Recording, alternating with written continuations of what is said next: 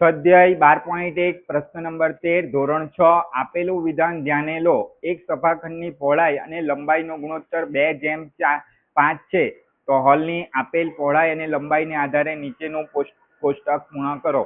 જુઓ, આમાં આપણને શું કહેવામાં આવ્યું છે? કોષ્ટક પૂર્ણ કરવા કીધું છે. એમાં પહેલી પહોળાઈ અને લંબાઈ આપી દેવામાં આવી છે. સભાખંડની પહોળાઈ છેદમાં સભાખંડની લંબાઈ, આ બંનેનો શું કરવાનો છે? ગુણોત્તર. બંને એકમ મીટરમાં જ છે એટલે 10/25. તો તમે જોઈ શકો છો 2 5 વાર 10 ને 5 5 વાર 25. તો તમે જોઈ શકો છો એટલે 5 5 શું થશે? કેન્સલ. માટે આપણને ગુણોત્તર મળે છે 2/5 એટલે કે 2/5. પહેલાનો ગુણોત્તર 2/5 આપેલો જ છે.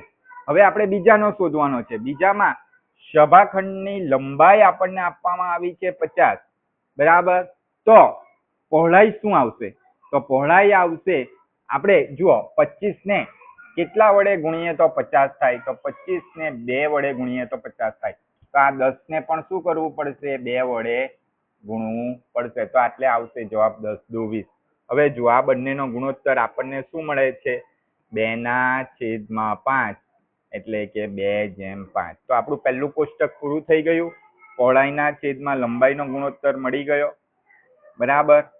એવી જ રીતના ત્રીજુમાં આપણને પહોળાઈ આપવામાં આવી છે અને લંબાઈ શું કરવાની છે? શોધવાની છે. પહોળાઈ આપણને આપી છે 40. હવે જુઓ, 10 ને કેટલા વડે ગુણ્યો છે? એટલે 4 વડે. કેટલા વડે? 4 વડે. તો આપણે 25 ને પણ કેટલા વડે ગુણવાનું? 4 વડે. તો 25 ચોકુ 100. શું આવે છે? 100 આવે છે. માટે આપણને ગુણોત્તર મળી જશે. તો 0 0 કેન્સલ, 2 દુ 4 ને 2 પંચવાર 10.